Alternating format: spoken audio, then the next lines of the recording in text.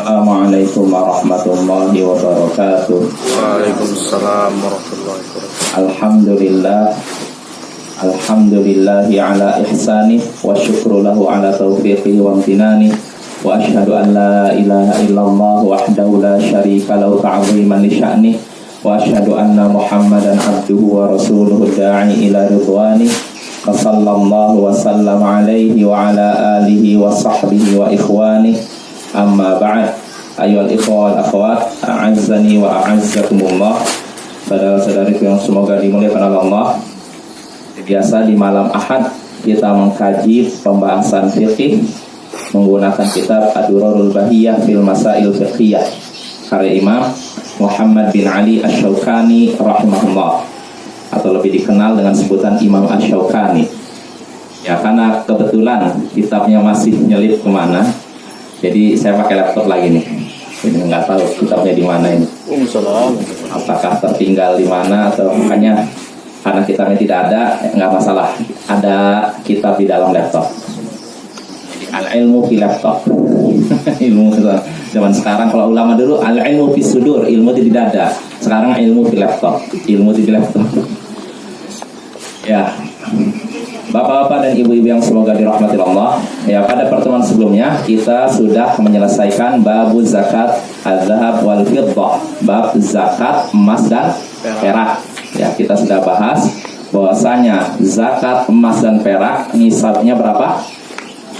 2,5%, rubu'ul usyur, 1/4 dari 1/10, yaitu 1/40, atau diinikan jadi 2,5%.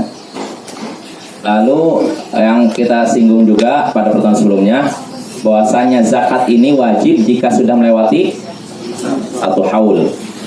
Nah, kalau nisabnya ini kadar zakatnya 2,5%. Kalau nisabnya emas 20 dinar atau 85 gram emas.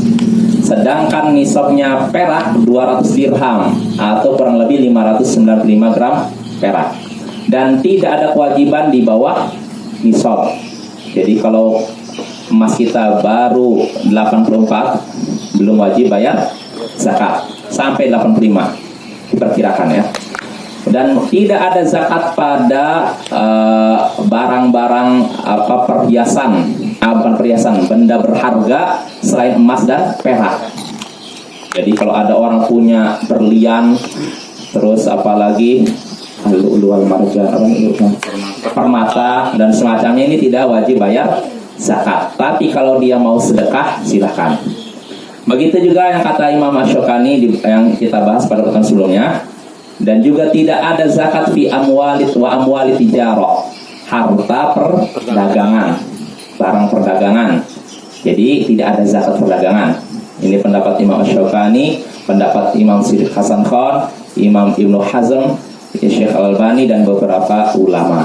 Dan ini pendapat yang kuat yang saya yakini, walaupun jumhur ulama berpendapat ada.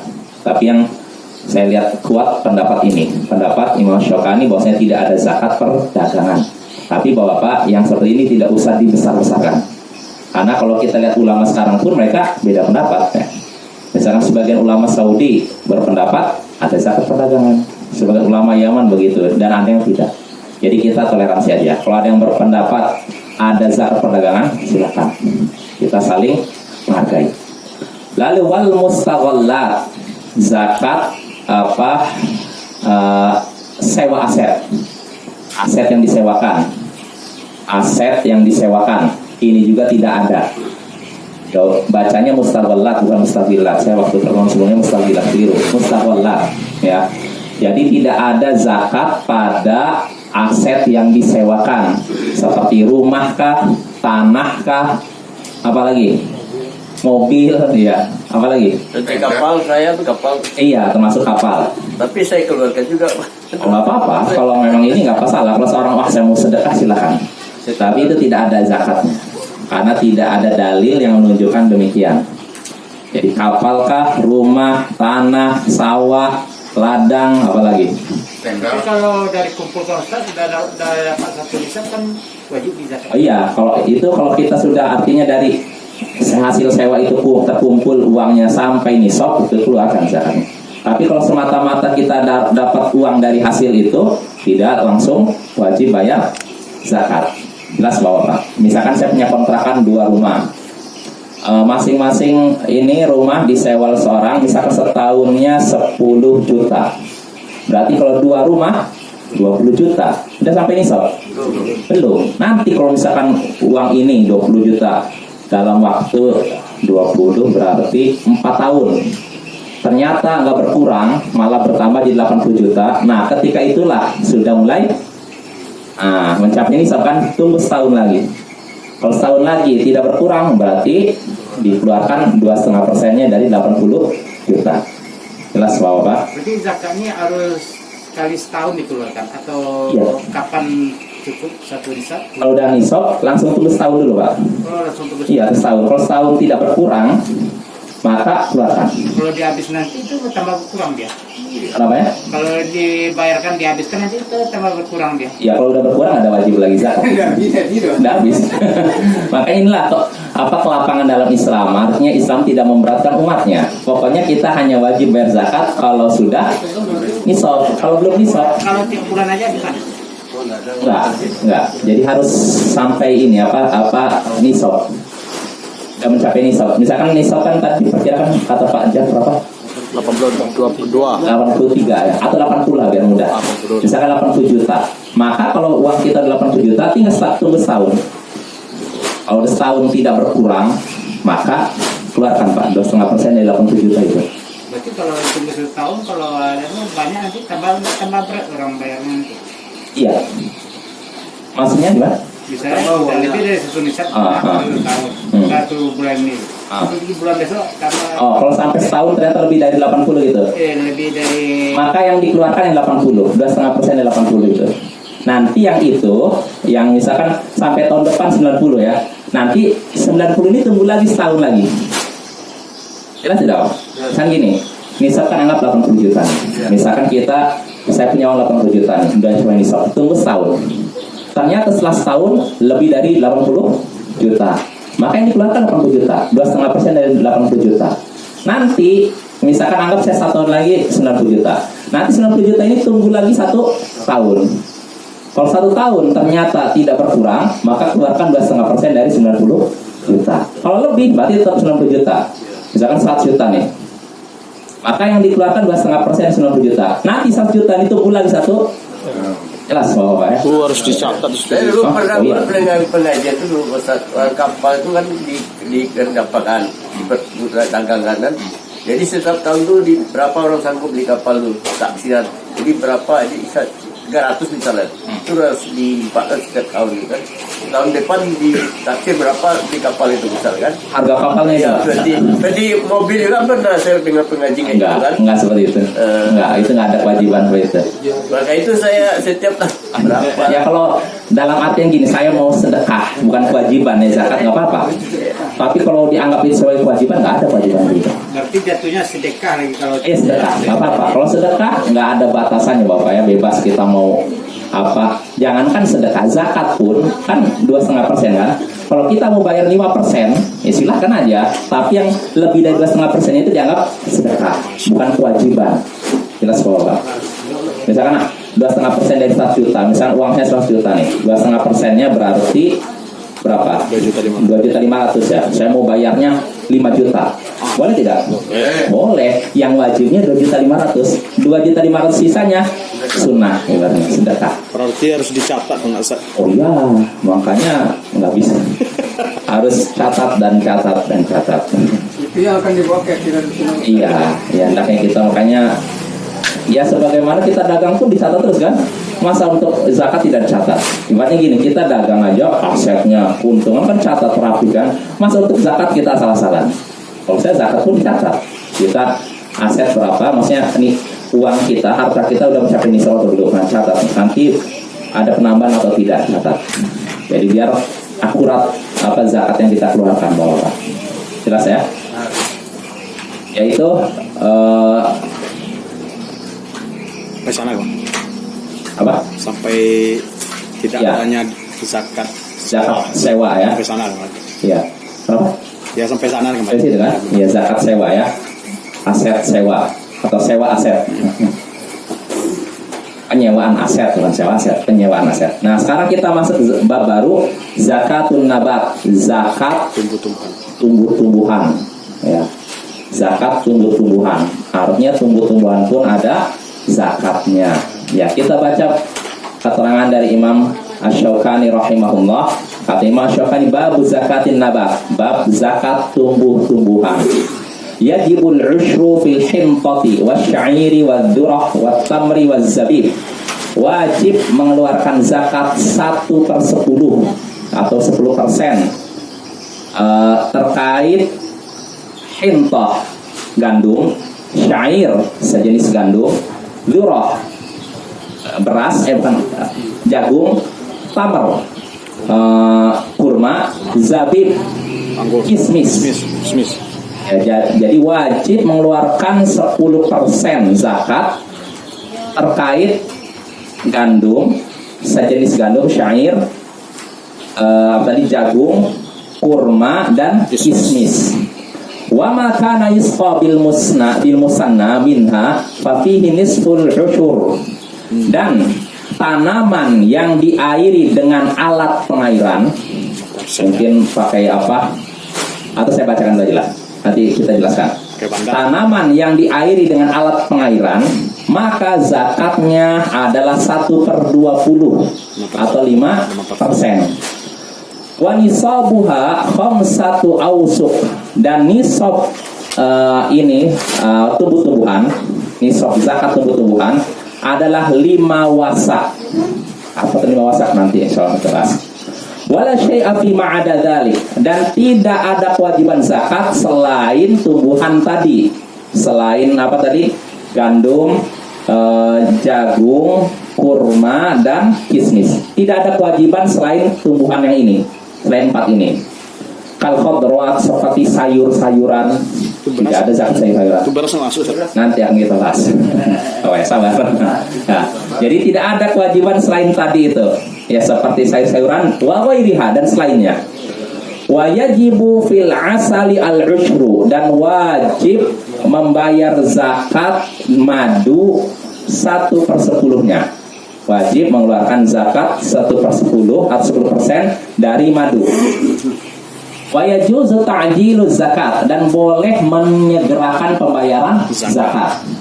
Wa 'alal imami an yarudda sadaqata Alal imami an yarudda sadaqati aghniyai kulli mahallin fi fuqaraihim, dan imam hendaknya menyalurkan sedekah dari orang-orang kaya pada setiap tempat, pada orang-orang miskin di setiap tempat. Saya ulang lagi, imam penguasa wajib menyalurkan sedekah dari orang-orang kaya kepada orang-orang miskin di tempat mereka, gitu. Wajib rabbul mal bidaf'iha ila sultan.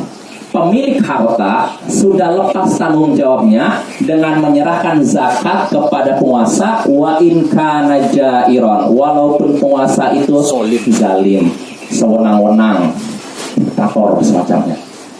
Nah, ini permasalahan yang akan kita bahas sekarang, Bapak. Jelas? Kalau akan jelas, insya Allah akan kita rinci sekarang. Nah, sekarang kita pembahasan baru, bab baru, bab zakatin nabat, bab zakat tumbuh-tumbuhan. Ada tidak yang punya tumbuh-tumbuhan? Banyak nih.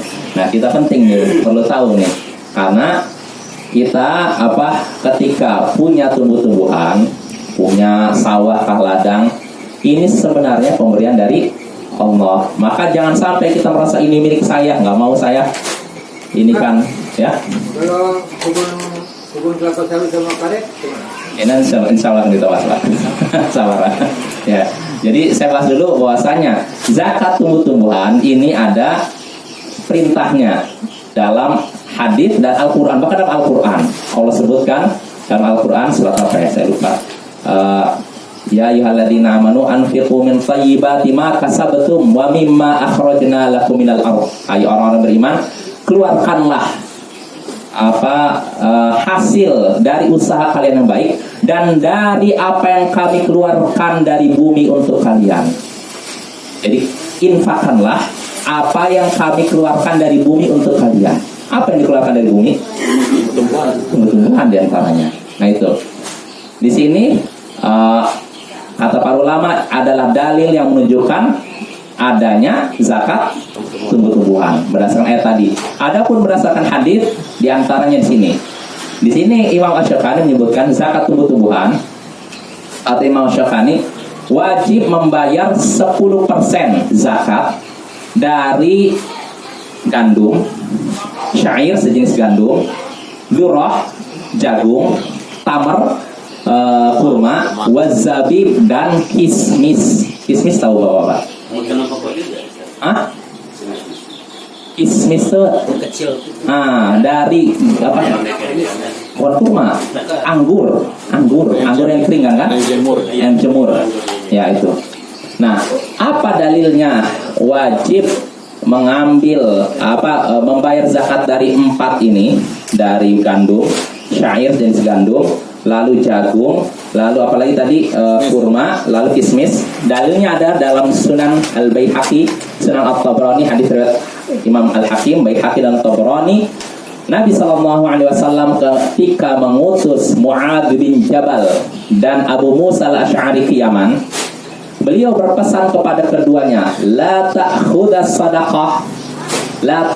fi sadaqah illa min hadhil arba'ah. Jangan kalian mengambil dalam zakat kecuali dari 4 jenis ini. Jangan kalian mengambil zakat kecuali dari 4 jenis ini, 4 jenis tumbuhan ini. Apa itu? Asy-syair, syair jenis gandum. Wal hintah, hintah gandum.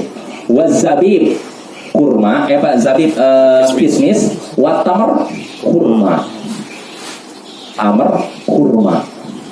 Nah ini menunjukkan bahwasanya zakat itu hanya berlaku pada 4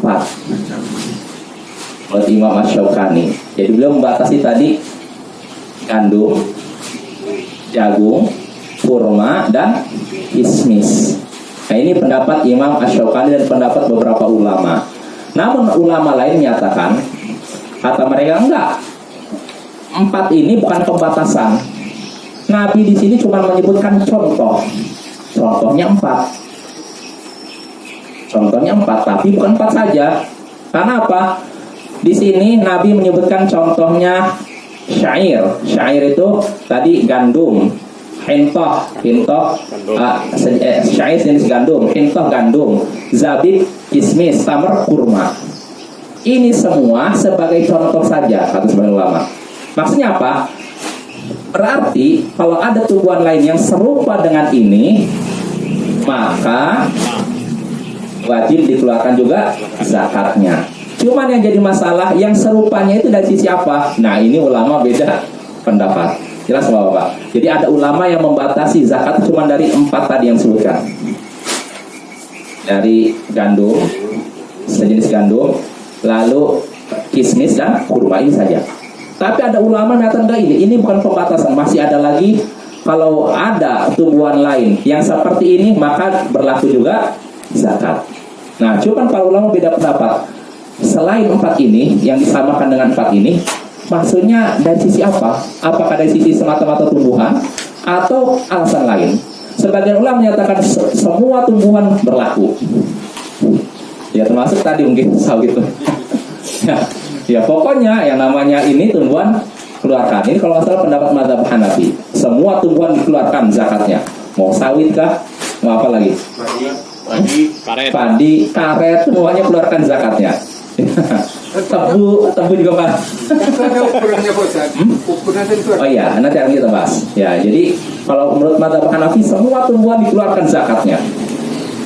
Nah, kalau tadi yang 4 ini kalau salah pendapat mazhab Ibnu Hazm. Zahiri menyatakan 4 saja. Nah, pendapat Imam Malik dan Syafi'i menyatakan yang dikeluarkan zakat adalah makanan pokok yang bisa disimpan. Nah ini. Dan pendapat inilah wallahu alam yang sepertinya lebih kuat. Kalau saya lebih condong pendapat Imam Malik dan Syafi'i, bahwasanya tanaman yang wajib dizakati adalah tanaman yang bisa jadi makanan pokok dan disimpan. Ya contohnya dalam 4 tumbuhan yang disebutkan oleh Nabi tadi. Contohnya tadi itu makanan pokok tidak? Ya. Bisa disimpan? Nah, bisa disimpan kan? Berarti itu dikeluarkan zakatnya. Begitu juga zabib, kismis. Bisa disimpan tidak? Makanan pokok bukan? Makanan pokok itu. Makanan pokok. Iya. Kalau tempat lain, kalau di kita memang enggak ya. Karena mahal. Bisa disimpan tidak? Nah, berarti semua tumbuhan yang mirip dengan ini yang bisa disimpan dan sebagai makanan pokok dikeluarkan juga zakatnya. Contohnya apa? Padi kalau di kita kan, jagung dan semacamnya. Jadi kalau sagu masuk.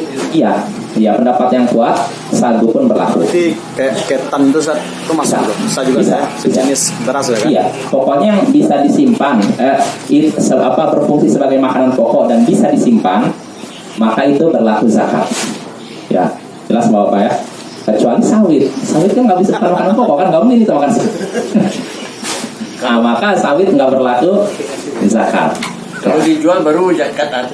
Kecuali kalau dia jual dapat uangnya numpuk sampai ini sama lain lagi. Tapi kalau semata-mata punya sawit lalu dikeluarkan zakat tidak. Ya, pendapat yang kuat zakat hanya berlaku bagi tumbuhan yang jadi makanan pokok dan bisa disimpan. Bahkan kalau melihat lahiriah hadits bahkan bisa jadi pendapat mazhab Zahiri lebih kuat. Mereka menyatakan ini saja, 4 saja.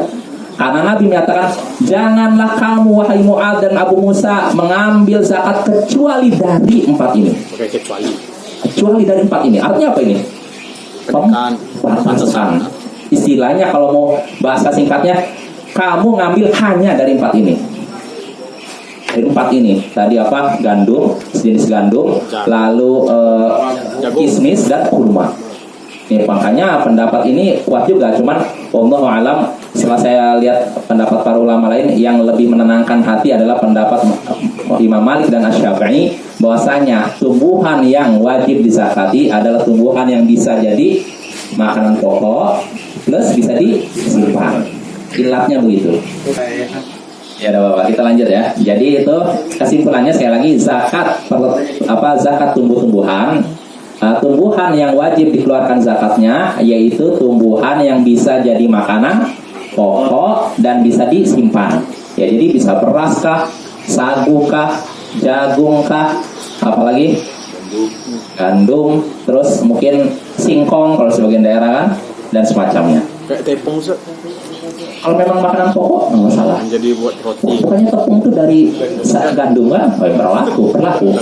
Berlaku. Termasuk anggur juga. Kata para ulama, anggur itu disamakan seperti kismis. Karena kismis kan dari apa? Dari anggur. Maka kalau ada orang punya kebun anggur, maka dia pun harus mengeluarkan zakatnya. Anggur ya? Ya, jelas Bapak. Nah, kita lanjut. Lalu kata Imam Syukani, wa ma kana yusqabil musanna minha fa fihi nisful ushur. Tanaman yang diairi dengan alat pengairan, maka zakatnya adalah 5%. 5%, setengah dari per 10. Berarti 1/20. Berapa 5% berarti kan? Jadi kalau ada yang punya tanaman seperti padi misalkan, maka kalau padinya itu diairi dengan alat pengairan, artinya mungkin sampai bikin saluran irigasi, lalu mungkin pakai kincir angin mungkin atau semacamnya, maka zakatnya adalah 5%. Ini kalau dengan alat pengairan. Adapun kalau sawahnya, ladangnya misalkan dengan pengairan alami, yaitu hujan atau mungkin sungai saja, atau nyerap air dengan sendirinya, maka zakatnya 10%. Loh, apa dalilnya? Ada dalilnya ya. Jadi Nabi SAW bersabda, disebutkan oleh Imam Syukani, fi masaqatis samai al-ushru. Tanaman yang diairi oleh langit, maksudnya apa? Oleh hujan, maka zakatnya 10%, 1/10-nya. Saya bacakan hadisnya dulu sini. Kami nggak menyebutkan hadisnya, padahal hadisnya masyhur, ya kan? Ya biasa. Hadisnya masyhur, tapi masyhur kan nggak menyebutkan sini. Mungkin karena sudah masyhur, makanya nggak perlu sebutkan kali. Saya perhatikan coba sini nggak ada hadisnya. Ini ada. Ternyata saya kurang teliti. Jadi sini kata Imam Syaukani ini hadisnya dalam riwayat Ahmad, Muslim, An-Nasai dan lain-lain. Nabi SAW bersabda, "Fi masaqatil anharu wal waimu al-ushru." Tanaman yang diairi oleh sungai atau hujan, maka zakatnya 1/10, yaitu 10%. Wa fi masuqiya bisaniyah nisful ushru. Sedangkan tanaman yang diairi dengan alat pengairan, artinya diusahakan dibikin alatnya, maka zakatnya adalah 1/20 atau 5%. Jelas Bapak ya. Jadi kalau misalnya kita punya ini nih, lahan, sawah lah, padi kan. Nah, kita misalkan selama ini sawahnya nggak pernah kita buatkan irigasi, pokoknya ngandalkan hujan saja, maka zakatnya 1/10. Tapi kalau kita bikin irigasi dengan digali lalu datangkan pekerja, maka zakatnya 5%, 1/20. Nah, tapi apakah ada nisab atau tidak? Ada nisabnya. Jadi nggak langsung panen, ketika panen langsung dikeluarkan zakatnya, enggak, harus ada nisabnya. Ya, di sini nisabnya kata Imam Syaukani, wa nisabuha khamsatu awsuqin.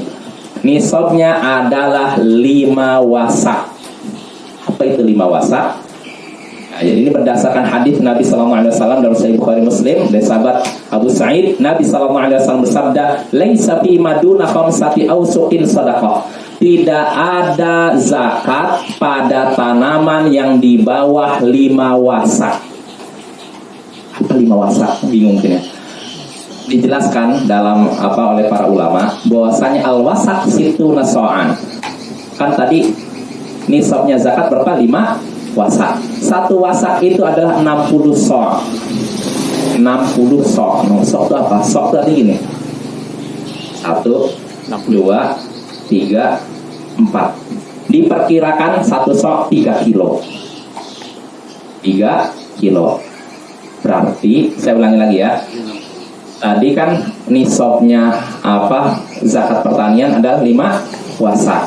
1 wasak sama dengan 60 sok. 1 sok sama dengan 3 kilo. Berarti 1 wasak 60 kali 3 kilo berapa? 180 kilo. Berarti 5 wasak 900 kilo. Inilah nisab zakat pertanian. Artinya kalau ada orang ketika panennya misalkan menghasilkan 1 ton. 1 ton berapa kilo?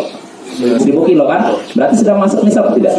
Sudah, karena nisabnya 900 kilo. Maka hendaknya dikeluarkan zakatnya. Kalau misalkan padinya selama ini diairi dengan air hujan saja, berarti kalau misalkan dia 1 ton, 1/10 dari 1 ton berapa? 100 kilo. Dia harus mengeluarkan zakatnya 100 kilo. Nah, tapi kalau misalkan selama ini dia padinya diairi dengan irigasi atau orang mungkin bawakan ini khusus, maka zakatnya 5%. 5% dari 1 ton berapa? 50 kilo. 50 kilo. Jelas Bapak? Nah, inilah ukurannya. Padi kah, sagu kah, dan semacamnya. Berarti kalau seperti sawit nggak berlaku, Pak. Atau tebu juga tidak berlaku. Karena tebu kan bukan makanan pokok kan? Nah, iya. Air. Iya, air kan, maka nggak berlaku. Pokoknya makanan pokok yang saya simpan berlaku zakat pertanian. Jelas Bapak? Ya, perhitungannya begitu. Pokoknya singkatnya gini aja lah, supaya dipermudah, supaya kita nggak rumit. Pokoknya diperkirakan nisabnya zakat pertanian itu 900 kilo, gitu aja. Kalau kita punya tumbuhan yang menghasilkan lebih dari 900 kilo atau sampai 900 kilo, berarti sudah mencapai nisab. Nah, sawit Pak Ustaz, tonan tuh Pak Ustaz hasilnya. Hasilan. Ya, tonan hasilnya Pak Ustaz. Apa? Nah, ratusan kilo tonan hasilnya Pak. Ada Iya. 5 ton sampai mana? Uang. Kenapa? Masalahnya bukan makanan pokok. Bukan makanan pokok masalahnya. Hasilnya itu kan ribuan ton. Ya, itu berarti nanti zakatnya dari uangnya. Uangnya. Iya. Yang sekian ton, sekian Iya. Iya, kalau memang ya. Iya, artinya kalau memang dia misalkan dari hasil sawit, misalkan dapat 100 juta, Nah itu kan berarti udah mencapai nisab emas loh. Udah kan 80 juta kan diperkirakan. Berarti dia harus keluarkan 2,5%-nya. Tunggu setahun. Nah itu jelas Bapak ya. Ini penting juga zakat pertanian, karena saya yakin banyak di antara kaum muslimin yang belum tahu. Kalau pertanian sekali panen aja. Iya. Panen keluar. Jadi kalau zakat pertanian Bapak nggak nunggu 1 tahun. Ketika panen itulah langsung. Jadi kalau misalkan panen saya dapat 1 ton, maka langsung keluarkan ketika itu juga. Nah, misalkan 10%-nya karena saya mengandalkan air hujan saja, maka 100 kilo langsung dibagikan orang miskin. Di hari itu juga. Jadi tidak nunggu dulu disimpan, nunggu berapa tahun lah. Ya Pak. Berarti kalau permasalahannya kita nanam itu memerlukan biaya. Misalnya menggarap sawahnya harus pakai traktor. Nah, terus nanamnya harus pakai tenaga kerja, pakai bibit dan pupuk, itu bagaimana biayanya? 5%. 5%-nya. Termasuk yang 5% itu. Pokoknya udah mengeluarkan biaya, tenaga itu 5%. Tapi kalau yang cuma diam-diam aja, duduk aja, pokoknya hujan terus tumbuh, nah ini 10%. Karena dia kan tidak mengeluarkan apa-apa, nggak ada gerakan sama sekali kan, maka dikeluarkan 10%-nya. Jelas Bapak ya? Yaitu tentang zakat pertanian. Jelas atau ada yang mau kita bahas terkait ini? Kayak tebu tadi itu kan bahan baku untuk pemanis. kayak gula tuh. Pemanis buatan, katakanlah gula. Itu kan udah mulai seperti minuman pokok juga. Minuman pokok. Bukan makanan pokok, minuman pokok itu. Kayak kata para ulama, kut artinya makanan pokok. Artinya kalau ditinggalkan orang bisa ya kayak akan mati lah gitu loh ibaratnya gitu. Namanya juga pokok kan, makanan pokok artinya makanan yang sangat vital kan. Beda makanan yang bukan pokok, artinya kita tinggalkan kita sehat-sehat aja. Jelas Bapak ya. Jadi kalau menjadi penyakit banyak. iya, bukannya makanan pokok itu minuman obat. Ya tapi kalau sekedarnya sebagus nggak masalah. Insya Allah bukan pokok itu ya. Kalau saya lihat bukan pokok. Kecuali bisa jadi kalau di suatu daerah udah berubah jadi makanan, misalkan tebu berubah jadi makanan dan bisa disimpan, ya itu berlaku. Tapi saya nggak tahu sampai sekarang apa ada tebu itu jadi makanan. Nggak ada kan? Nggak ada insya Allah. Jadi nggak berlaku. Ya. Masalahnya kalau tebu itu semacam di Jawa itu punya berapa hektar sawah, tanaman tebu kan kayak sawit juga. Iya. Bukan uangnya dulu. Uangnya. Jadi berlaku uang kita. Iya. Ya, jadi iya kalau memang hasil tebunya banyak menghasilkan uang ya itu lihat kalau udah mencapai nisab keluarkan. Jelas Bapak ya. Tapi ini sekali lagi ini pendapat Imam Malik dan Imam Syafi'i. Kalau pendapat mazhab Hanafi semua tumbuhan harus dikeluarkan zakatnya. Ya tapi ini nggak ada dalilnya. Kelapa itu gimana Ustaz? Kelapa itu kan dipakai juga untuk menggulai untuk apa? Itu kan bukan makanan pokok, makanan saja. Jadi ya beda. Pokoknya makanan pokok namanya pokok, artinya mau tidak mau harus kita ini kan. Kalau tidak kita akan sakit atau mati kan. Ya, Bisa garam bisa makan. Iya. Cuman Sat, kayak sagu di sini Sat, itu tumbuh sendiri Sat, bukan ditanam Sat. Nah berarti itu 10%-nya.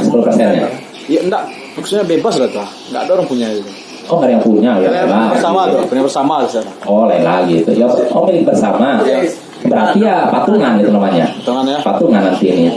Misalnya milik satu suku gitu. Iya. Ya disilakan. Jadi satu suku itu patungan.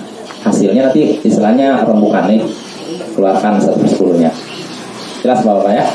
Jauh berapa ya? Mengeluarkan zakatnya itu Ustaz kayak beras, apa ya kayak padi itu udah jadi beras atau masih padinya itu? Padi. Jadi sagu, udah jadi sagu atau masih batangnya itu? Oh, pare. Nah, batang udah jadi sagu atau batang itu? Pare itu mah. Kalau nggak tahu. Kalau sagu Sat, lama prosesnya Sat. Padi itu udah jadi beras ya? Iya, udah ini artinya udah bersih, bukan kotor. Artinya udah ini kan, artinya udah nggak ada lagi. Enggak masak gitu lah. Iya. Enggak masak. Oh. Bukan maksudnya beras atau udah di kiler atau itu Beras atau gabah? gabah itu. Atau padinya itu Sat. Padinya. Ya, beras atau padinya. Berasnya baru lama. Kalau Udah bersih. misalnya Ustaz, Padinya. Kalau tadi kampung Padinya. Padinya. Masalahnya padi kan disimpan, tidak mungkin nyimpan beras. Disimpan jadi kapannya yang disimpan. Kalau gandum itu Ustaz, emang gandum habis panen itu atau jadi tepung baru di apa kan? Baru dikeluarkan? Belum, sebelum jadi tepung. Sebelum jadi tepung. Berarti padi ya, padi ya. Berarti masih gabah ya. Allah alam ya. Iya. kalau umum berapa? Kalau Iya, ini gabah berarti. Kalau sagu berarti batangnya itu. Batangnya.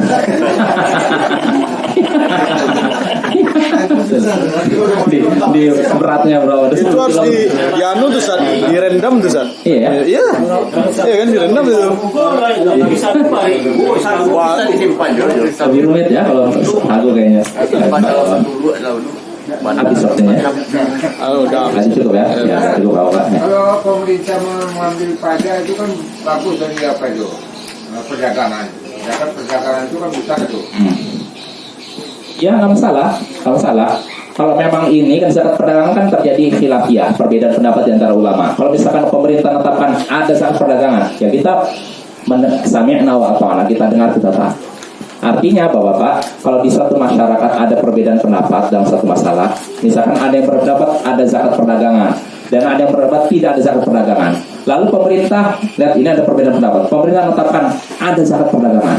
Maka kita sebagai rakyat wajib taat. Walaupun kita berpendapat tidak ada zakat perdagangan, wajib kita taat dalam hal ini. Makanya kata para ulama, hukmul hakim yarfa'ul khilaf. Keputusan penguasa menghilangkan perbedaan pendapat. Ya seperti dulu yang masalah penutupan masjid atau tidak itu kan ada beda pendapat kan. Yang menyelesaikan ya pemerintah. Ini sudah saatnya ditutup atau tidak. Pemerintah menyatakan sudah saatnya ditutup. Rakyat patuh. Atau belum saatnya ditutup, maka rakyat patuh. Ya. Jadi termasuk itu juga dalam masalah zakat perdagangan begitu. Kalau memang pemerintah itu sudah menetapkan seperti itu, maka kita patuh. Walaupun kita sendiri berpendapat tidak ada zakat perdagangan. Selama ini kita dengarkan umum itu zakat perdagangan, perkebunan, peternakan, itu apa namanya, yang apa kan ada di bahas pembahasan itu. Kalau dalam pengajian kita kan nggak ada yang ada tertentu aja. Iya. Ya makanya kita lihat pemerintah, misalkan pemerintah Indonesia ya secara umum mungkin kan memakai mazhab Syafi'i biasanya kan. Contohnya dalam pernikahan kita pakai mazhab Syafi'i di sini kan. Ya kan? Nah bisa jadi kalau dalam masalah zakat pertanian pun dengan memakai mazhab Syafi'i, berarti tumbuhan yang dibelakang zakat cuma tumbuhan yang bisa dijadikan makanan pokok dan disimpan. Makanya saya menduga pemerintah Indonesia pun, Kementerian Agama mungkin menerapkan zakat cuma pada beras contohnya, jagung dan semacamnya. Kalau tebu nggak masuk, sawit nggak masuk. Jelas Bapak ya? Kecuali kalau itu pembahasannya zakat perdagangan, ini lain lagi. Nah, karena mazhab Syafi'i berpendapat ada zakat perdagangan. Jadi masuk ruang itu perdagangan. Zakat perdagangan bisa jadi. Kalau yang kayak sawit, tebu ini maksudnya zakat perdagangan. Tapi kalau Indonesia jagung nggak jadi makanan pokok kan? Ya itulah makanya di setiap daerah kan beda-beda. Kalau dulu di Papua itu makan jagung katanya. Papua Pak Madura Pak? Madura ya? Madura ya Madura. Sulawesi masih Punya beras dipakai jagung. Jagung. Papua sama dengan di sini jagung. Sagu ya betul. Ambon sebagian. Iya betul Ambon. Tapi Ambon juga udah mulai meninggalkan sagu juga, makanya nasi juga. Sama juga. Sama betul. Berarti ini pembahasan zakat pertumbuhan kita baru awal-awal Bapak ya. Jadi pertemuan berikutnya akan kita singgung tentang zakat madu. Apakah madu ada zakatnya atau tidak? Insya Allah pada pertemuan berikutnya. Subhanallah wa bihamdihi. Assalamualaikum warahmatullahi wabarakatuh.